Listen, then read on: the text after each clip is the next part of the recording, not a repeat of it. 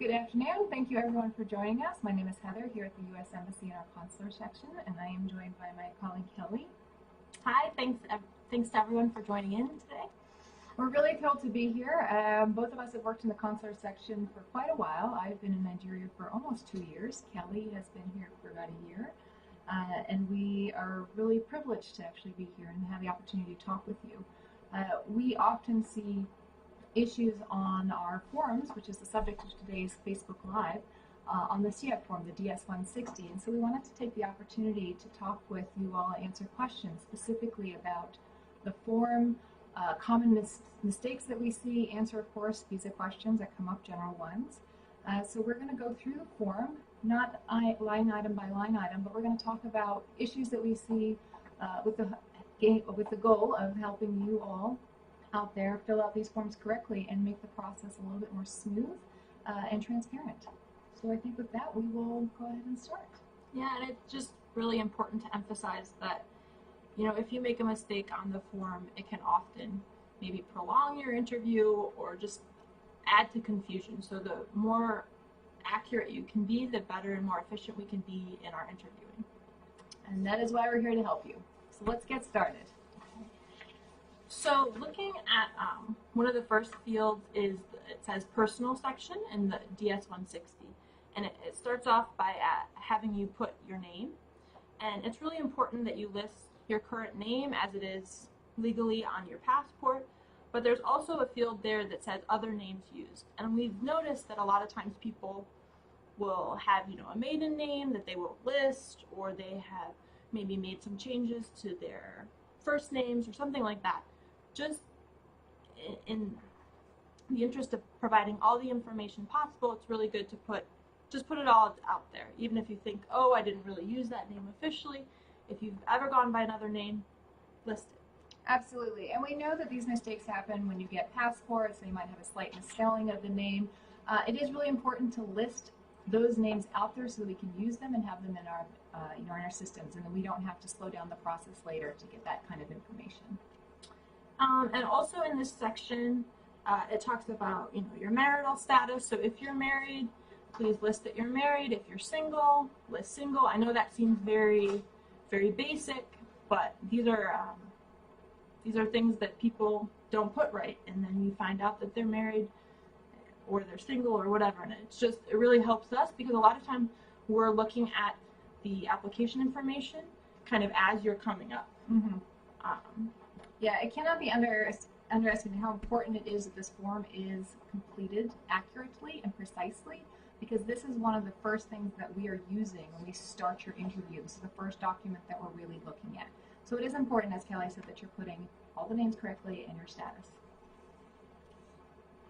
All right, and so moving to the next field, which is passport. This one we don't see as many mistakes. It's pretty straightforward, but it can cause a problem if you list your passport number wrong. Mm-hmm. It might, if we issue your visa and then you have the wrong passport number in there, we won't be able to actually do it. So just be careful when you're putting that in. Make sure each digit is correct.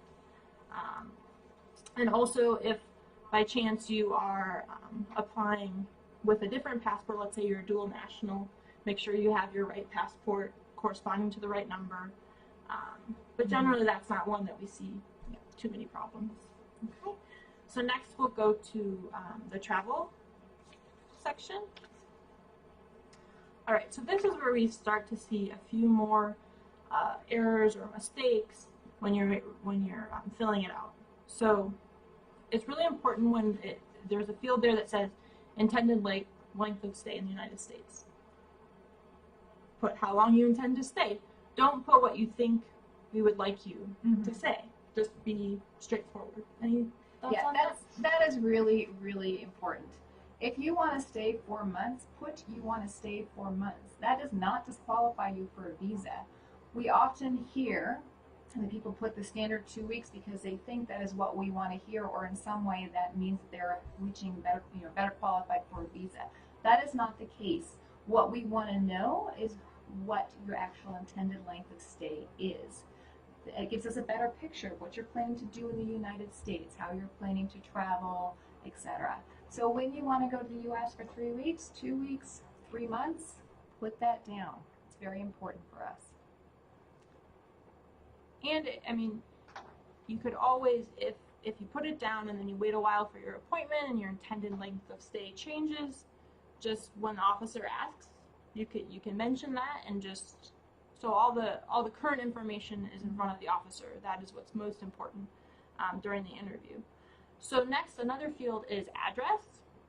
And if you are, for example, planning to stay with a family member or a friend, take the time to actually find out where the family member lives if you're not sure, and put it in the right address. Don't just say, I'm going to New York, New York, when you're going to visit your cousin in Brooklyn. Mm-hmm. Put Brooklyn, New York, and all that information is helpful, and it gives us a better picture of why you're intending to travel. And for those of you who are pre-planning and are not intending to go on vacation until, say, September or even November or December of next year, and you don't know exactly where you're staying, that's okay too.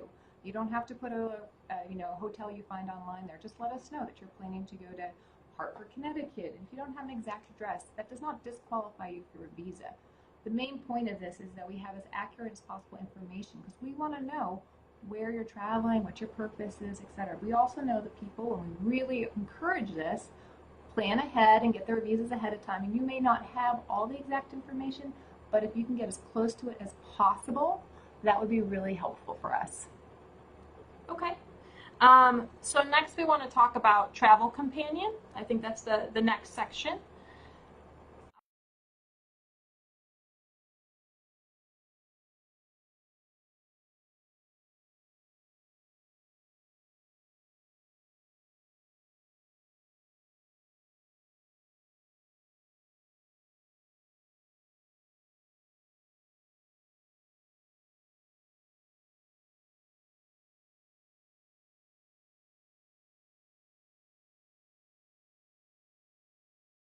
Is that people will say that they list only the people that they're traveling with who need visas.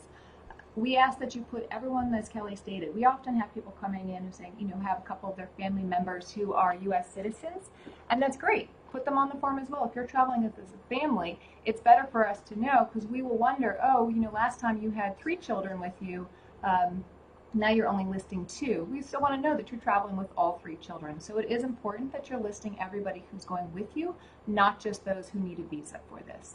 And also sometimes another thing that I've seen is, let's say one of your family members already has a visa, but you'll be traveling with them. It's helpful to put that on there, because we can also verify that other family member already has the visa. So we just, need all the information that you have. And this makes the whole process a little bit faster, more efficient for both us and for you as you're coming in. We don't want to waste your time and have to hunt for things that if you have the information at the fingertips, then we can go right from there, and it makes the whole process a lot easier and more fun. Yeah, absolutely. So now we're going to look at the U.S. contact.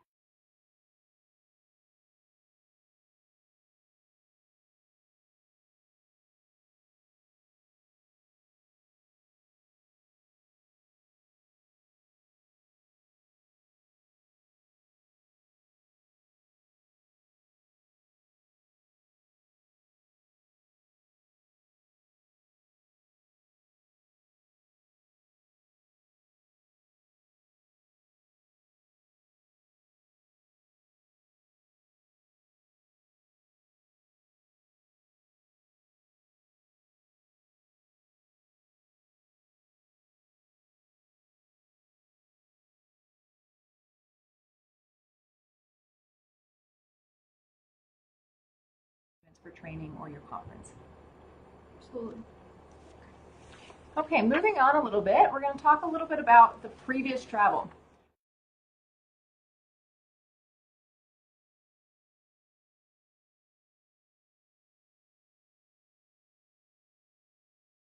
Interviews. This also is 100% applicable to individuals who are applying through Dropbox. So you may have had 10 visas. We are still seeing the same types of mistakes and errors on applicants, or applications rather, who have come from people who've done Dropbox multiple times. So this is valuable for first-time applicants as well as applicants who are applying multiple times over. One of the biggest challenges or errors that we see is this section. Have you been to the US? For anyone who is Dropbox, for most people who've done Dropbox, the answer is yes. Although there are plenty of instances where applicants have not actually traveled on their visa, and we'll get to that later. The second piece of this is what we see, probably I would say one of the most erroneously completed pieces of this form. Provide the information on your last 5 visits. This means that if you have been to the US, we want to know the last 5 visits. We don't need space for everything before that, but a lot of people only put 1 visit or their most recent visit. We want to know the last 5. If that last 5 included one that was a transit for 24 hours, and then one that was 2 weeks, and then one that was a week, and you went, twice 1 year and didn't go 2 years but went in 2013, we still want to see those visits. It's the last 5 visits. It's important. There is a drop-down piece on this. When you're looking just at the form, it just shows, date arrived and length of stay. But when you're filling it out, you can add the additional visits. So we're looking for the last 5. The reason this is so important is it helps us look and see how you've traveled on your visa. This is also important when you tell us exactly how long you have been in the United States. We can verify how many times you've entered the United States and the length of time, but it makes it a lot more straightforward and simple when you have it laid out for us and we can glance and we can talk to you about your last travel to the U.S. We often see people who just put the standard 2 weeks in, or if you're a Dropbox applicant, people don't often update the form, so they will submit the same SEAC with only those same 2 visits for the last 3 Dropbox processes, and that doesn't help us. We want to know a little bit more about that. So I would say that this is really important, and so make sure that when you're doing that, you're putting in when you traveled and the length of stay for the last 5. If you've traveled fewer than 5 times, then you're only putting as many as you've traveled. If you have traveled more than 5, again, only the last 5 visits. Yeah, and as just to reemphasize what Heather already said, it's critical to our decision making and our ability to apply the law, which is basically what we're doing in any interview. We're applying the law to your circumstances. So if we don't have your correct circumstances, it just makes it a little bit more difficult. Mm-hmm. Okay, going through the rest of this, it is also important, there's a lot of yes-no questions. Again, these are questions we want you to be as truthful and forthright on all of this. If you've had a driver's license, put it down. There are plenty of times when applicants have had driver's license, they've been over students, etc. That's totally permissible. We just want to have that information. The other one we often see, have you ever had a visa, have you ever been refused a U.S. visa? This is a question that I think a lot of people skip. And for many people, the visa application timeline can be quite long. You might have been refused a visa in 1999. That's still important to put down there that yes, you were refused a visa at one point. You could have been refused a visa last year. If you're not putting it down, that raises questions, and we just want to know that. So make sure that when you're looking through all these yes-no questions that you're really taking the time to read each question and see if it applies to you. If you're putting that you have been refused a visa before, that does not mean that you're going to be refused a visa again. We're just looking for the information. Sometimes people have said that they're a bit worried about putting it down because they think that makes them less qualified, and we assure you that that's not the case. And I think sometimes too people can get confused if they were refused and then issued. Oh, I don't need to put that refusal down. But just, what Heather said, yes, please do, because then we just have more complete information. And we do know that there are a lot of people, a lot of applicants coming in. A lot of people have family that are over in the U.S. who may have been filing for them for different immigrant visa processes. That's also important to put down.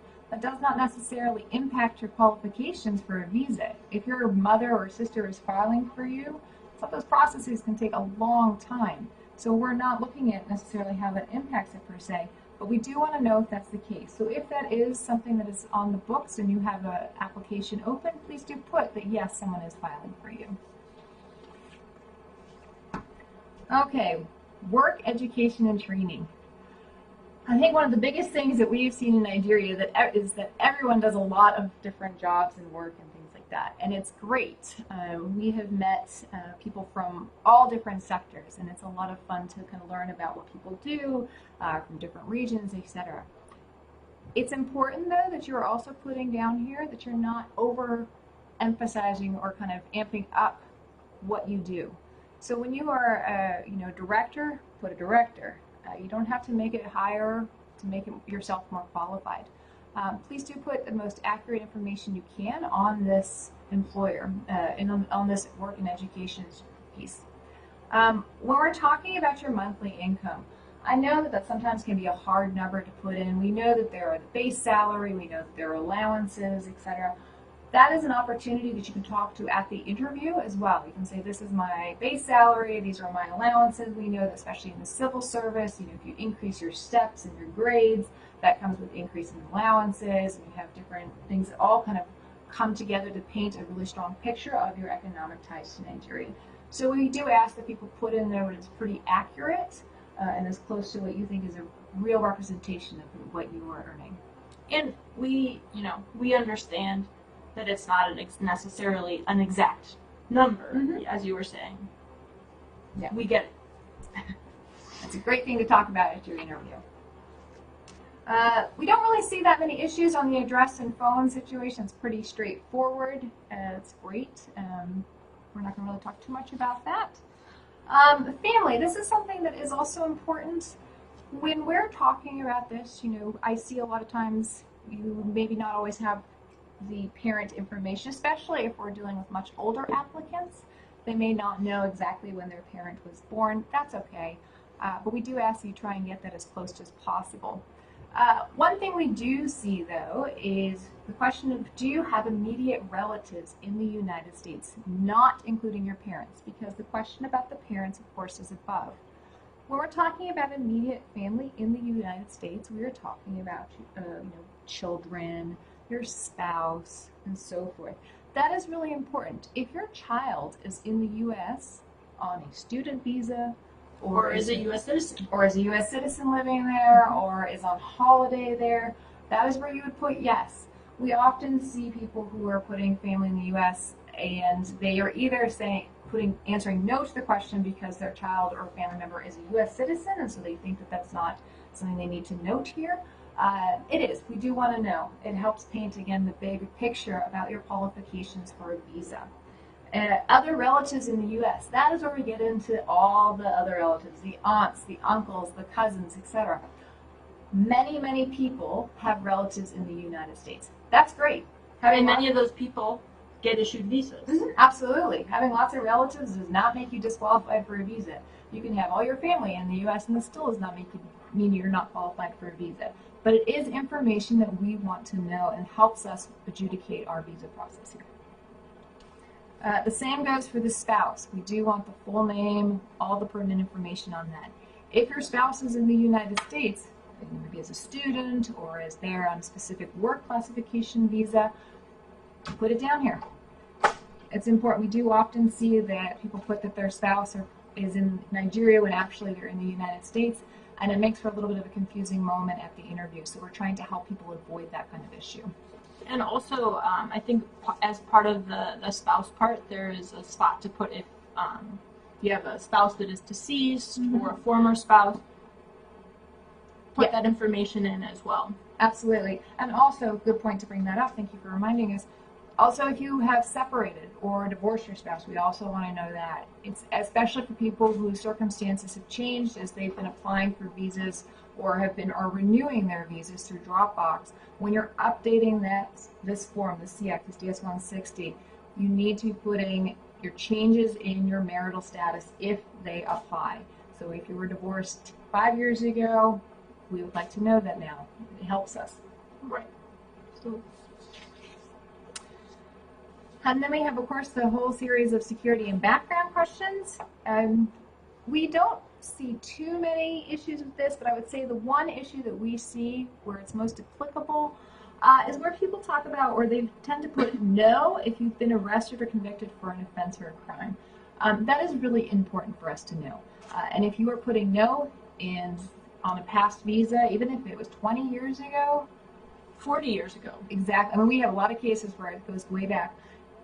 it's even if charges were dismissed or acquitted or whatever the outcome was, or if you served your time and you left and it's been 20 years, etc., we still need to know this. It is a very important question. I'd say when we do see it, or when it comes up most frequently as an error, it's because someone had that in their background and they did not put it. Now listen, there are a lot of reasons people have run into issues. You can be issues of parking violations, traffic violations, etc., minor theft, things like that. They're not all immediate disqualifications for a visa. We've had plenty of people where that's not the case, but it is an important factor to consider your application, and we will ultimately, I think, eventually determine whether or not that actually was the case and find out. So we're asking you to help make our job easier, as well as make the whole process smoother for you, as to make sure that you are putting that down. When you do put yes to that, there is a space that drops down that allows you to put details of the event. And then that's a great starting place for, when it comes up in your interview, to be able to say, yes, this happened in 1993, I was a student, and go forth from there. Yeah, and it's important if you answer yes to that question, that then when you're in the interview and they're asking you questions, just be as straightforward, forthcoming about what happened. Even if it was a long time ago, the more information you provide us with, it's just helpful in making our decisions. Absolutely. So again, that being forthright and telling us the answers on that goes all the way through the rest of those security background questions. I know there's quite a lot of them. We're going to jump right now to the end, which is another big thing. I would say I think maybe the second largest space where I see a lot of errors on the SEAC. At the very bottom, there is a section about location, prepare, and submission. This is very, very important. We see this, I would say, daily, if not multiple times a day. We understand that sometimes applicants have assistance, completing the application, and we'll get a little bit more into that a bit later. But there's a very clear question here. It says, did anyone assist you in filling out this application? The vast majority of people put no. That's not always accurate. When you have any kind of assistance filling it out, and I would say this is oftentimes with elderly applicants who have their children fill out the application. Obviously minors, their parents are filling out the application. In some cases you might be using a protocol officer or a family member to help you. That is where you put yes, and then you put the information of the person filling it out. Because as you put that information in there, it helps us understand, and it's a very important piece of that. One of the main reasons is because when you submit this application, you and you alone are responsible for all the content in this application. You are verifying that everything in here is accurate and true. And if you haven't filled this application out and you are not looking at the application, you're still held responsible to it. So it is helpful when you put that you had someone else to help it. Like I said, we often see it with elderly people, and minors and people using protocol officers, but we do often see it a lot with visa touts, and we'll get to that in a little bit later. So I think that kind of discusses the major errors that we see on the SEAC. I think we'll just quickly recap. Put the 5 visits. Those are important. Your 5 last visits. Put all the names that you've used, your maiden name. If you've changed your first name, I know a lot of people do that for cultural reasons. Put that name down so that we have it. Make sure you're telling us how long you actually want to stay in the United States. If you want to go for 5 months to see your grandchildren, but you're putting 2 weeks on that form, we'd much rather see you put the 5 months down. And if you have any assistance in prepping that application, make sure you put yes to that and who's helped you with that. So we received a few questions kind of in advance of this session. So we're going to start off with a few of those questions, and then we'll get to some of the questions that you're asking right now. Yeah. And I just want to put out there, it's a live session, so please send your questions in. We're getting them. We will answer them as best we can with the time that we have allotted. And we certainly want to answer your questions specifically on the CF, so if you have questions about that, please send them in. We will, of course, address larger visa questions and about the overall process. I do want to put out here, as we do with every session, we will not be addressing case-specific issues. So if you're writing in, asking about your specific problem that you have, we won't address individual cases at this forum. If you have questions, you of course can reach out to us through other channels, through our email address, which we will share all that contact information at the conclusion of this Facebook Live. Okay. So one question that we got before we started was, why is the application fee non-refundable? This is a big one. We get this a lot. And the most important thing to think about with the application fee is that it's a fee for the process.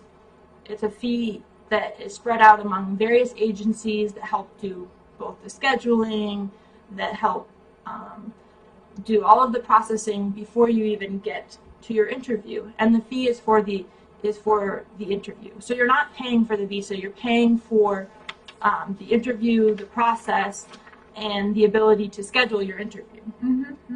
So the whole application process, the fee is not the visa. It is all the effort and all the many hands and individuals who go into supporting that entire piece from start when you first open that website to fill out your application until your interview.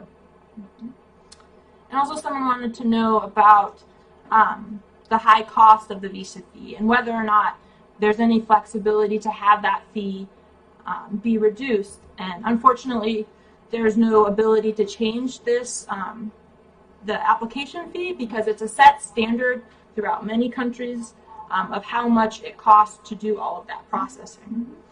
And so the same sort of can be said for any types of discounts for certain groups. Someone had asked about, can you reduce the fee, for example, for senior citizens? And again, because it's a set standard throughout the world, there's not any ability to change that.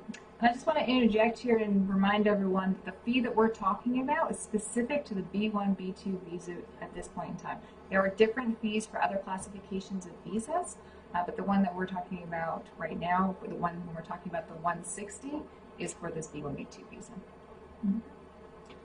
I'm going to go ahead and take a question from one of our audience members. The question we've gotten is, I want to know if consular officers are given the target number of visas to issue a day. Absolutely not. There are no quotas at all.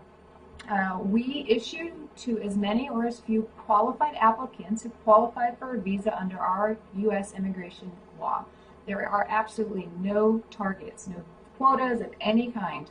We can issue a large number or a small number. It absolutely depends on who is qualified and how they're presenting the qualifications at that interview.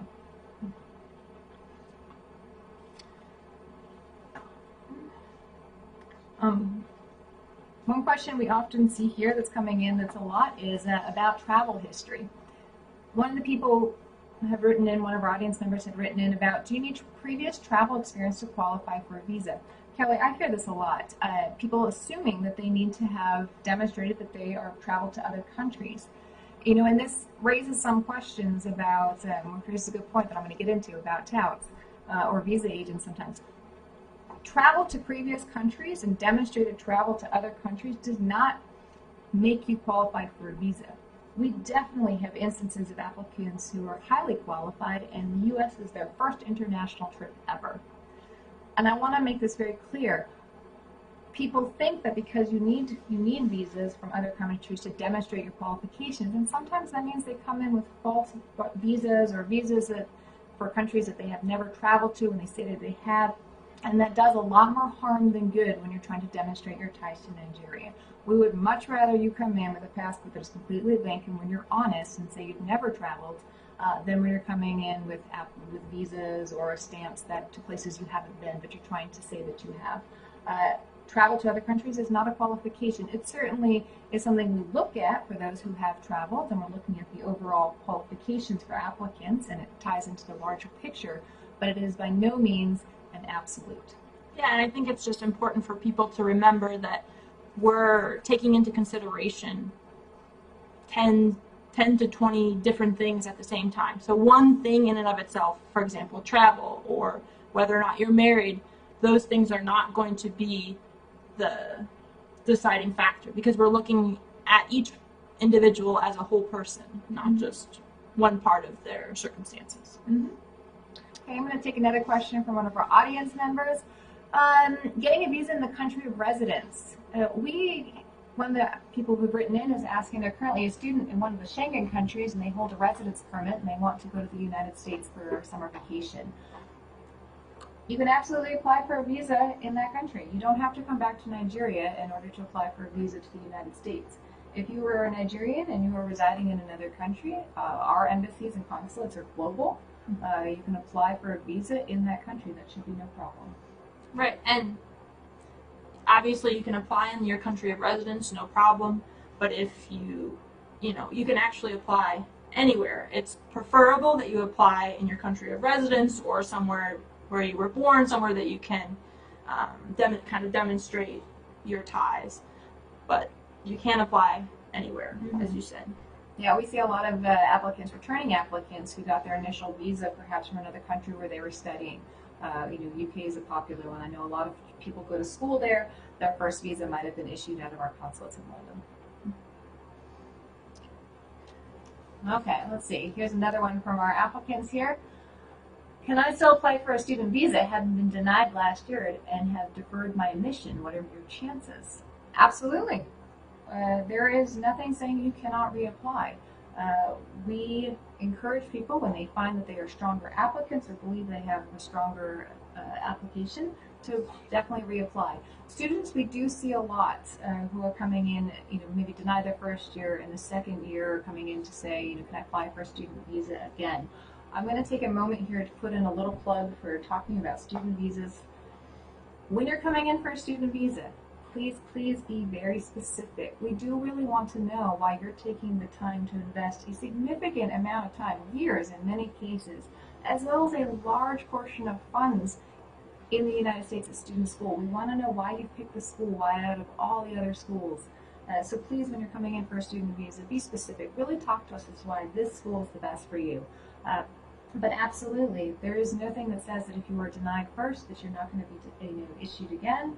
We certainly, both Kelly and I have issued people that have been denied before, students and non-students. You are absolutely welcome to reapply.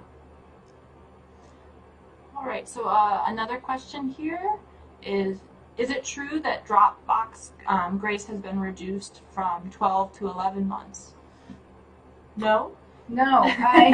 What is true is that it used to be that your Dropbox period is 24 months from the expiration of your last visa. That has been reduced to 12 months from the expiration of your last visa, so that is the change. But there is no change from 12 to 11. So one other question that we got before the presentation was, can you rely on experienced visa agents to complete the DS-160 form? And I think Heather kind of started to talk about this a bit earlier in the presentation, but it's your responsibility, even if you use a visa agent, to verify that all the information on your application is correct. We're not saying that you can't use somebody else to help you, but it's ultimately your responsibility. And we're going to put in a kind of a service announcement here. We strongly recommend that you do not use touts. As Kelly said, you and you alone are responsible for all that information, and what you're putting forth in the application is a true representation of who you are as an applicant. We do not recommend tout services. We want applicants to be doing this on their own and filling out. Obviously, if you're getting help from a family member, like especially with elder or minors, that's okay. But if there are pieces in your form that are filled out inaccurately, incorrectly, you are still responsible for all that information. And if you do use any kind of visa agent, you must review that form very carefully. I cannot tell you how often I have heard individuals say that they used a tout and they didn't read the form before it was submitted. And that does raise a lot of questions because the information we're reviewing is not accurate. And when you hit submit on your online form, you're saying under oath that all of this information that you've provided is true. So that's why we've, been kind of saying on repeat a little bit that ultimately it's all up to you. It's your responsibility to verify that everything is correct. Mm-hmm. Okay, we'll take another one here from our audience. Do you have to fill out the DS-160 for applying for a P-class visa? Is it true that if the applicant is denied a visa if the applicants have relations in the United States because the applicant will not return to Nigeria? There's two questions within that. One, yes, you still fill out that 160 for that classification of visa. And denied a visa if there are relations in the United States. No, that has no bearing. We actually want to know. That's why we have 3 different questions about if you have family in the United States. There are plenty of people that get visas who have, siblings in the U.S., children even in the U.S., parents. No, that does not have any bearing on whether or not you're qualified for a visa. Right, and just to keep in mind that the DS-160 is the online application form for any non-immigrant visa application. So if it's a B1, B2, if you're applying for an H1B to work in the United States, you'll have additional paperwork for those types of visa classes, but you will always do the DS-160. That's kind of like the basics for any absolutely. Let's hear another question from our audience. When does one pay the SEVIS fee, before or after the interview? And if it's after and it's denied, will you retrieve it? The SEVIS fee is also non-refundable, if I'm not mistaken. That's correct. You do want to pay that before your visa before your visa interview, excuse me. That is easy because then if you're given the visa or adjudicated appropriately and you're issued the visa, we can then go right ahead and do that. We cannot issue a student visa without the SEVIS fee being paid. So if you were issued and you have not paid the SEVIS fee, it will delay your process because we will not move until we see evidence of that paid and it reflected in the system, which can take multiple days. So if you're applying for a student visa, you do want to pay that in advance. So another question we have here from the audience is, what is 221G? And you'll see that come up a lot of the times with people that have had visas before. They apply Dropbox and they receive a notice asking them to come in for interview. It's just for 221G, it's generally just that you need to come in to interview to talk to the officer. It can be for a whole variety of different reasons. Yeah, it just means that we're going to have a further discussion. Some of that 221G is based sometimes on inaccurate information that is in your CF, which is one of the reasons we're doing this today. There can be a whole bunch of reasons, but that is the classification, which just says your application needs additional processing, and we're going to work through that. Let's see, we get this one a lot. Can you repeal a visa refusal? The answer to that is no. You can reapply, but you cannot appeal a visa refusal. It's pretty straightforward. We do get that a lot. We know that can be very challenging. Reapply, there is no appeal. Okay, one thing we get a lot, Kelly, that we see quite frequently is, what are things that demonstrate strong ties in Nigeria? That's a big question because there are a lot of things. There is no one magic formula. I know people kind of want, this is what you have to do to qualify, and that's really not the case. Let's think about, what are some of the things that we would talk about as strong ties to Nigeria? Professional ties? Absolutely. Professional ties, and also on the complete opposite side is, if you're an elderly person, have lived in Nigeria for your whole life, you're 70 years old, your cultural family ties, is here. Yeah. If you have in Kelly's example, if you have multiple grandchildren and great-grandchildren, you may not be working, and so maybe the professional ties don't always apply, but the cultural ties, the family ties, we're looking at economic ties. Professional ties would be long history in jobs. Like, talk to us about what you do. Demonstrate that you really have a strong professional connection to Nigeria. And I feel like, just to kind of add to that point, sometimes when someone has been a professional in a career for quite a long time, we'll ask them what they do, and they'll speak sort of very generally. And it's hard for us to get a feel for what they actually do, it's important to try to explain your job. I know that you know your job, but we don't necessarily know your job. So the more you can explain specifically about what you do, can help to demonstrate your Absolutely. profession. And that's a really good point, because we do get a lot of generics. We ask, what do you do for work? Response being business. It doesn't quite tell us what you actually do. What we really want to hear from you is, what kind of business? How many people do you have? Like, what do you do? We want to know what it is that is bringing your strong professional connections to Nigeria.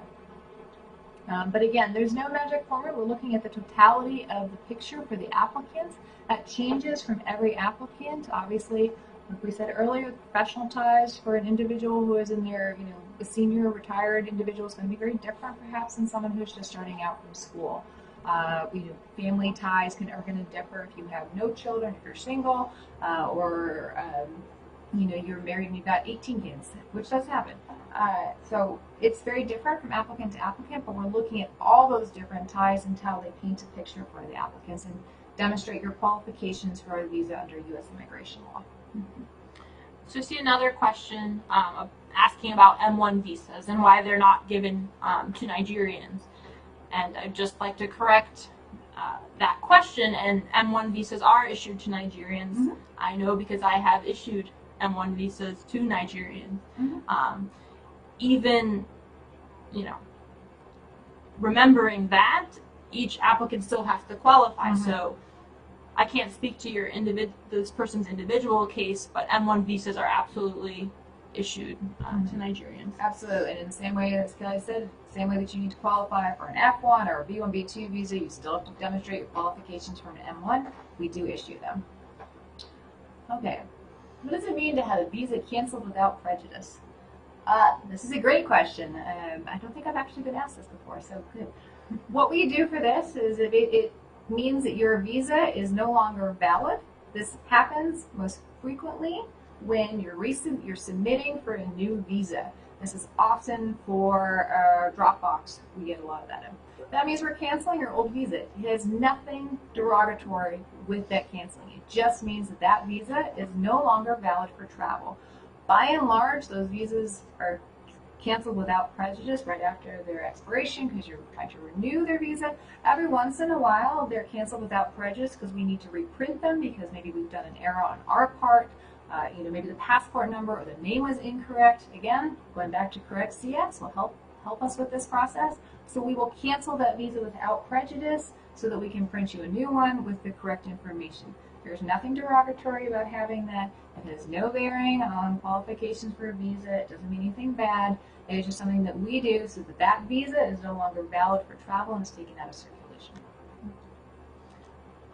So another question that we've received is, what's the criteria for giving birth to a child in America by a foreigner?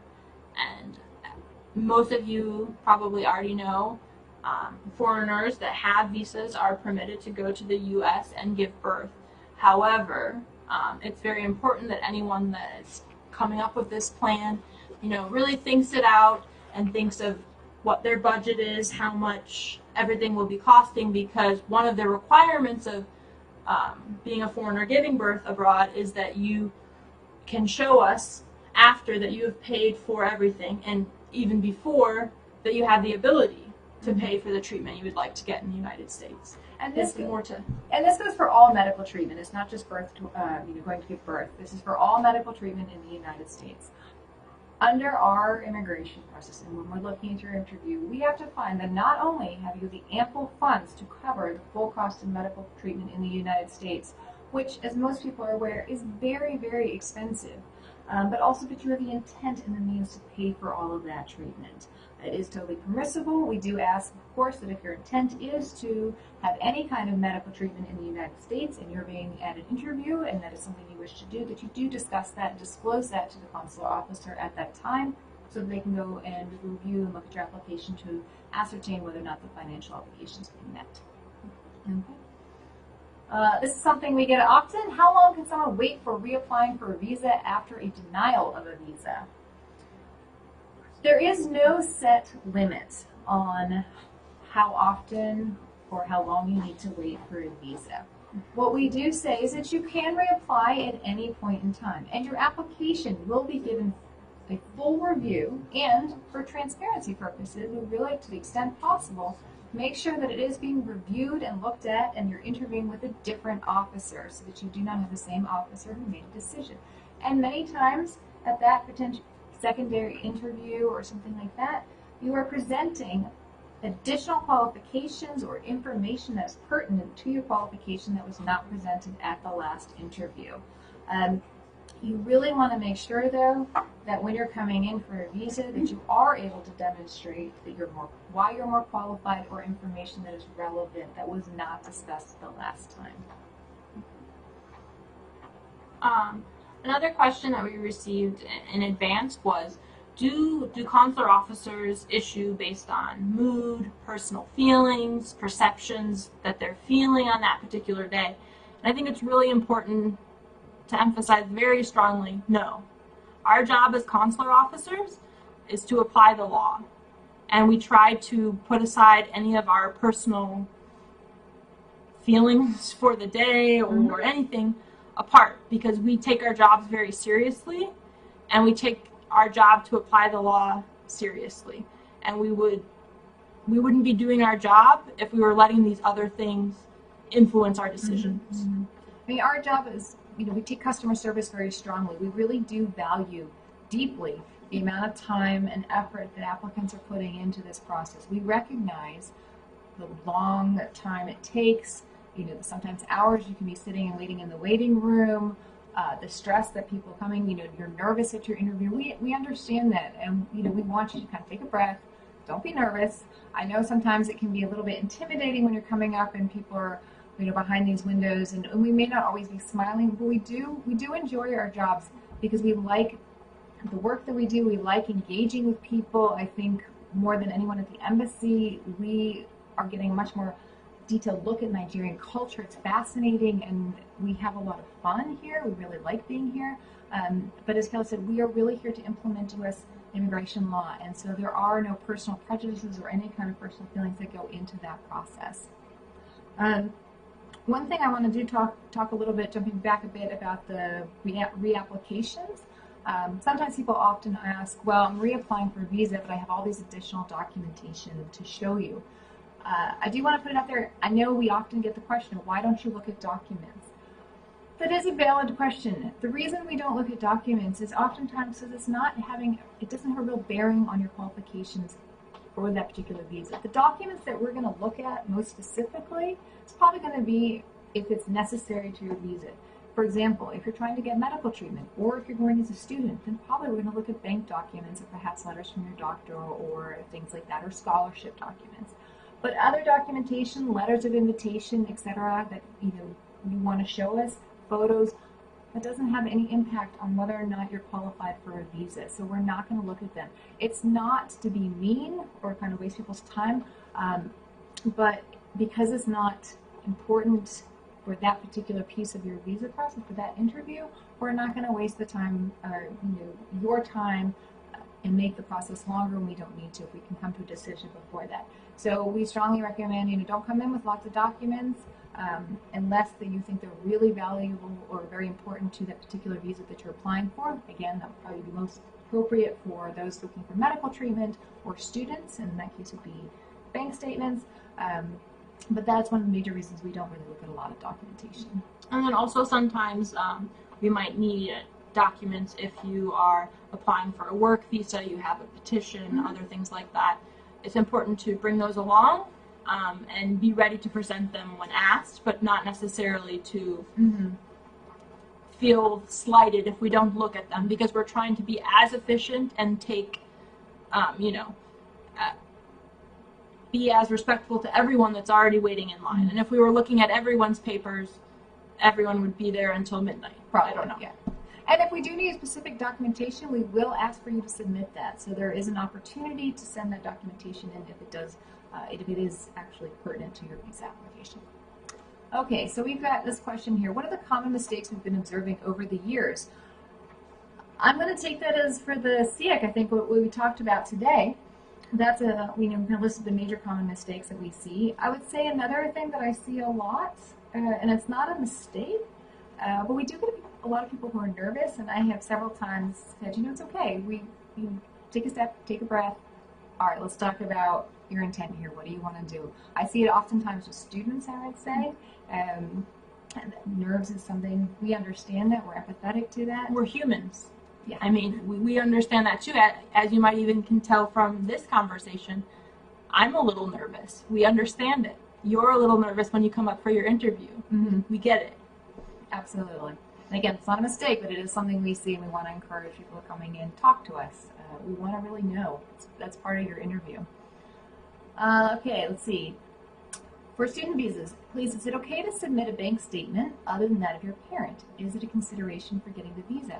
Absolutely. If your parents aren't the ones that are funding your studies and the bank statement is coming from another sponsor, maybe another family member, we're going to want to look at the bank statements that are funding your studies. So if they don't come from your parents, that's okay. And be ready on that too if you're having someone else that's not a parent that will be funding your education. Be prepared to maybe discuss how you got the sponsor or what your relationship is to that person. But do not send in fake statements. That's a very important piece, something we do see a lot. That's a mistake that we see. If you're sending in bank statements, again, when you submit that application, you are verifying that everything in there is accurate, truthful, and so forth. And if you are submitting fake statements, that will actually be a problem. So another question is, does it mean that visa cancellation without prejudice has no effect on subsequent application? And I'm a little slightly confused by the question because it has some effect on a subsequent application in that we know you already had a visa, which influences the decision making. But as far as a negative effect, no. It's an administrative process if you would look at it. Or canceling it, it's no longer effect. So it has no bearing or negative consideration in a future application. Okay.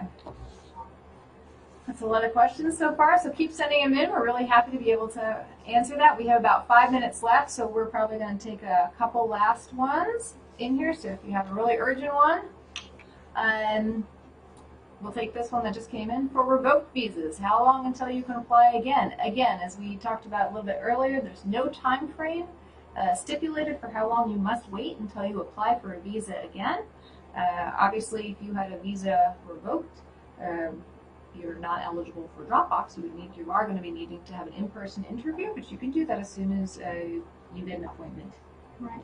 But keeping in mind kind of what Heather had said before, that what we're looking for someone that either has been refused or already has a revoked visa, we're looking for a change of circumstances or some information that you weren't able to present initially, because without that, it could be difficult. So, okay, penalty for fake statements submitted. I'm going to take a stab at this one. This one is really, I'm going to take it from the perspective of students. One of the major qualifications for a study, a visa to study in the United States is that you can afford to study in the United States. And the way that we can ascertain how you can afford to study in the U.S. is by looking at the documents. We review those documents, and when you submit documents that are fake, after we've decided we want to go ahead and issue you, we aren't going to issue that visa. Because in submitting fake documents at that particular interview, you are then demonstrating that you can't afford that. You may then reapply again, absolutely, but once you've submitted fake documents for that interview, it's going to be very hard to overcome that you can fault that. Right, because in the context of a student visa interview, if you have submitted fake bank statements and we were ready to go ahead and issue you, you now have you have a permanent ineligibility where under U.S. immigration law, we're barred from issuing your visa regardless of our personal. Yeah. So the bottom line of that is don't submit a fake bank statement. That's an important piece, very important. Is there a dress code for the interview? No, but people do, come in all types of dress, fancy dress, informal dress, absolutely none. It's not something we can take into consideration when doing your interview. It's not something we look at. It has no bearing on qualifications. There's no dress code. But it is nice to see, in our experience with seeing people from across Nigeria, we often have a chance to see a lot of people in traditional dress from all different regions, and that is something I think that's very unique and special for us, and that's a nice piece of our job. Yeah, but be comfortable. Don't feel like you need to put on a suit. Mm-hmm. If you don't usually wear a suit, don't wear a suit. Mm-hmm. Wear what you would wear if you're going to any normal appointment, doctor's appointment, work for the day. Mm-hmm. We want you to be you. We want you to be as relaxed as possible at the interview. Talk to us. Be as truthful up front. Yeah, I think that's a fun one.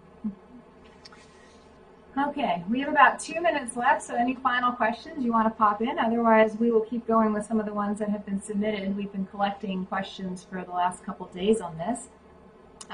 One question we have here is, do you have to know somebody in the United States to increase your chances of getting a visa? Absolutely not.